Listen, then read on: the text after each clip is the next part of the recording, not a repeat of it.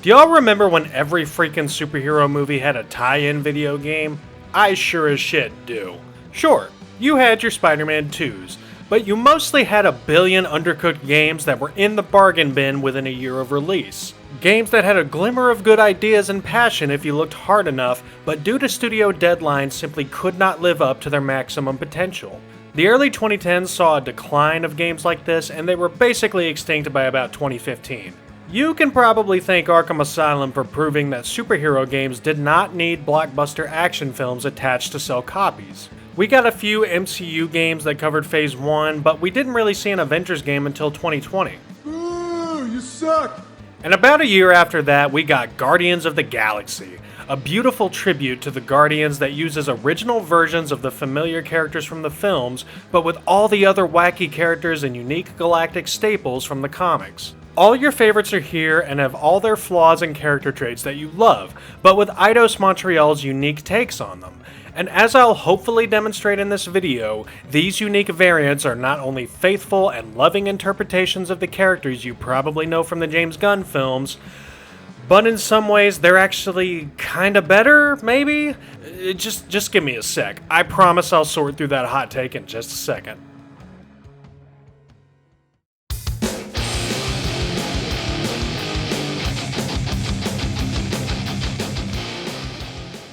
Guardians of the Galaxy was largely overlooked upon release. Whether you blame that on the marketing, the barely 1 year gap between this and Avengers, or something else, ultimately, I think it's just a hard sell to people if you're gonna try adapting this into a video game without all of this. And I'll be honest, that first look at Peter Quill was giving me major Avengers flashbacks, but thank the church, I was able to look past that, because this game freaks, and it freaks hard. Let's start by talking about what freaks the least hard, which to me is the gameplay. When I describe this to people, I struggle to honestly say that this is a third-person shooter or an action game.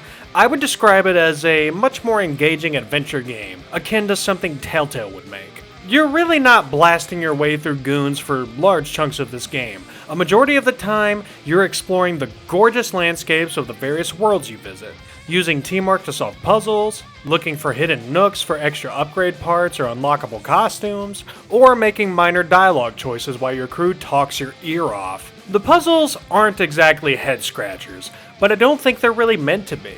We'll talk more about the characters and story in a bit, but for now, these puzzles serve a lot more as a demonstration of how the Guardians work together when they're not in a fight. Peter Quill is the leader, and it's up to him to determine whose skills are useful in certain situations. For the most part, Rocket Raccoon hacks things and crawls into holes, Gamora slices things and helps you reach high ledges, Drax carries heavy things and punches big doors, and Groot creates bridges and creates platforms. Some of the puzzle elements even have multiple uses. Drax can move a big thing to help you progress the story, but you can also have him move it somewhere else if you think you see somewhere that might be hiding some goodies. Goodies like extra parts to help you upgrade Star-Lord's combat abilities, either making combat easier or just more flashy. Or you could stumble upon these collectible costumes which... oh my god! Marvel is spoiling us with these single-player games where the costumes are unlocked by just playing the freaking game. I spent the last video gushing about Arkham City, but that game had all of its costumes locked behind paid costume packs when it released.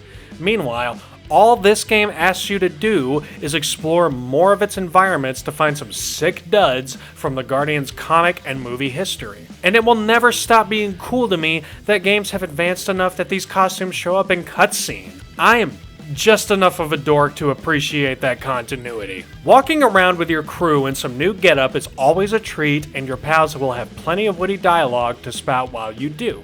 I think most people bring this up when talking about this game, but it bears repeating. The Guardians do not shut up while you're in between fights. They have something to say about pretty much everything you stumble across, and even just idly chat while you're trying to solve a puzzle or going off to find some treasure. Seriously, it'll never not be awesome to me that for the first time I've ever seen, your companions will actually question where the hell you're going when you diverge from the main path. You happy, Quill? You found the thing I told you was there, but you didn't listen. A dead end. The mythical void. That's it. Walk of shame. I mentioned earlier that a majority of this game is just kinda walking, but the reason I absolutely do not mind this is, yes, because there are puzzles to break things up, but mostly because you get to listen to more of what your crew has to say. The most important thing to me when playing a game like this is the characters. If the characters are boring, if they don't have their own opinions that differ from yours, if they just kinda exist, my interest in the story you're telling falls apart. Luckily, this game not only has the cast of 2014's breakout blockbuster film to work with, but it has the freedom to adapt them in a way that fits this standalone world that they've crafted.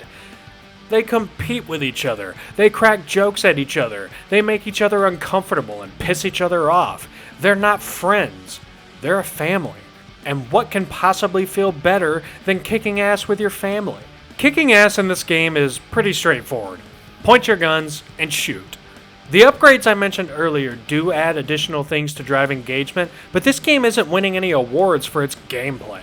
A lot of people were pretty disappointed that you can only play as Star-Lord throughout the game, but I like what they've done here. It's less about mastering a wide array of your own tools to bob around bad guys, and more about teamwork.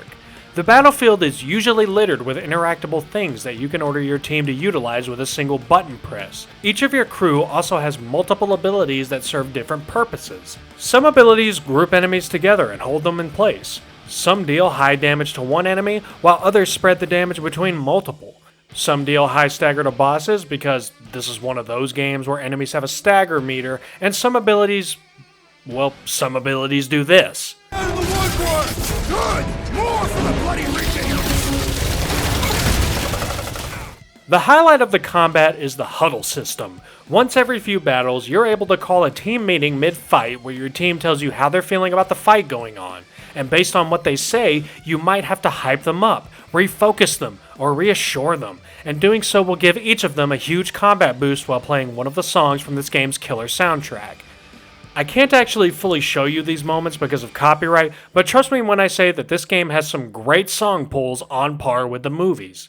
I won't lie, this combat is a lot more style than substance, but I think it's just enough to not get boring. If this game had performed well enough to get a sequel, I would have loved to see how they'd innovate on it to make it more engaging and fun. But honestly, even if this game's combat outright sucked, I probably wouldn't care all that much. I love this game. I love it with all of my heart. Not because it has the best gameplay or the most unique innovations. I don't even love it for all the awesome environments or all the surprising cameos it manages to squeeze in from across the Marvel Universe. It's incredible. Avengers! Assemble! What kind of name is Avengers? Nah. I love this game because of the story and the characters. Because above all, that's why we're playing a game based on Guardians of the Galaxy, right?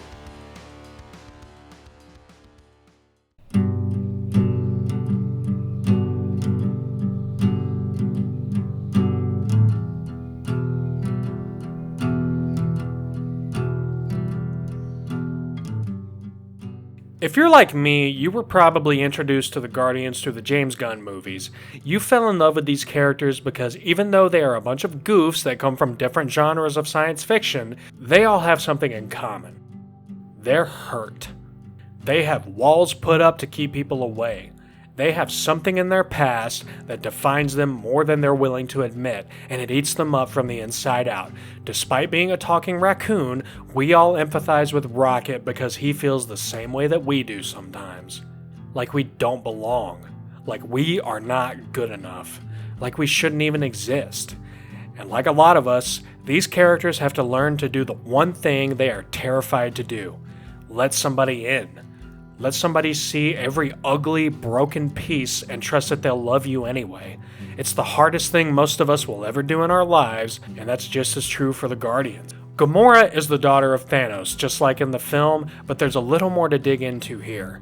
This version of Gamora had to kill her own sister Nebula, and she carries that guilt everywhere she goes. She was able to get away, but her sister no longer has that chance. On top of that, some of the dialogue delves into Gamora's time under Thanos' cruel parentage. She loves to collect dolls, and that started when Thanos gave her one as a child. But like everything Thanos does, it was all part of a twisted plan to teach Gamora some sort of lesson, to make her a better warrior, not a selfless, loving gift from a father like it should be. Gamora doesn't just feel guilty about her sister, she feels a duty, an obligation to make sure no little girl ever has to be anything other than a child ever again. Drax is more or less like his movie counterpart, but we see a lot more of his pain in this game. We aren't just given hints about his sadness that he carries within him. We are shown directly. Drax is the only member of your team that winds up succumbing to the villain's brainwashing because he misses his wife and daughter like hell. He would literally give up everything he knows just to see them again. And really, none of us can blame him. It's genuinely soul-crushing when you're tasked with going inside of his mind to pry him away, to convince him that his wife and daughter are truly gone, and that this comfort is just an illusion. Seeing him make that choice, fuck man, I don't even know what to say about it. Rocket Raccoon talks big, but he carries around a lot of trauma in some unique ways. Giving him a phobia of water in this game is really something special. We get hints throughout the early stages of the game that he doesn't like water, but we all thought it was just the natural hatred of water that all critters don't like. He never has to elaborate on that dislike of water because he doesn't have to. It's not important in the moment. He doesn't have to share that hurt. So he doesn't. But before long, he doesn't have a choice. This right here is my favorite puzzle in the entire game because it puts Rocket Raccoon in his most uncomfortable situation. One where he cannot just write off his hatred of water anymore.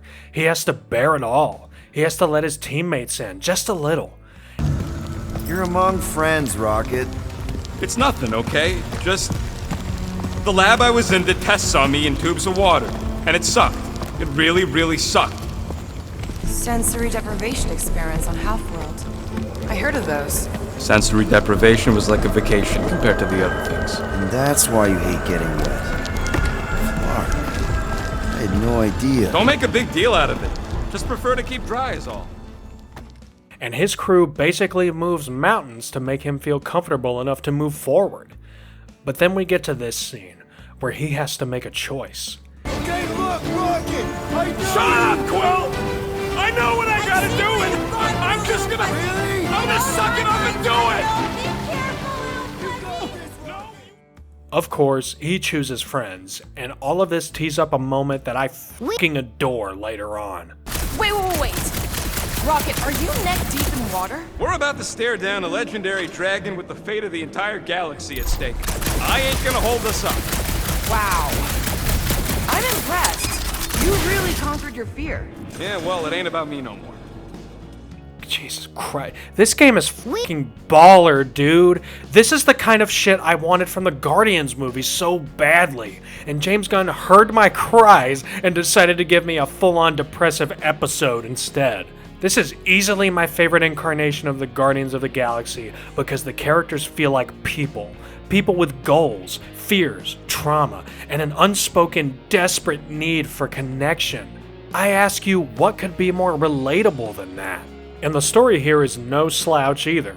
What starts off as a simple, shady attempt to make a little scratch very quickly escalates into a planet-hopping quest to save everyone in the galaxy from becoming mindless drones for the Church. A church ran by a fanatical zealot that wants to use everyone's trauma and vulnerability to convert them into mindless drones that follow his teaching. This story also takes you through some wonderful locations and has you meeting some standout characters from Marvel Comics, all while introducing new ideas that challenge our characters physically, mentally, and emotionally, with choices to make along the way that will change the outcome of the story later down the line. I can't emphasize enough just how special this game is. Marvel's Guardians of the Galaxy may not have the best gameplay, but it's a gorgeous looking, emotional ride that tugs on your heartstrings and makes you wish there was more.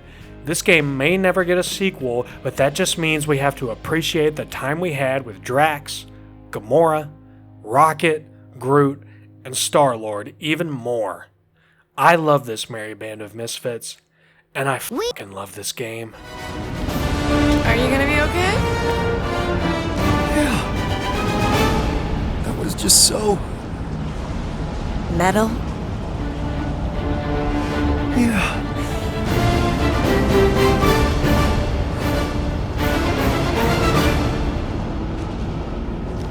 are clean.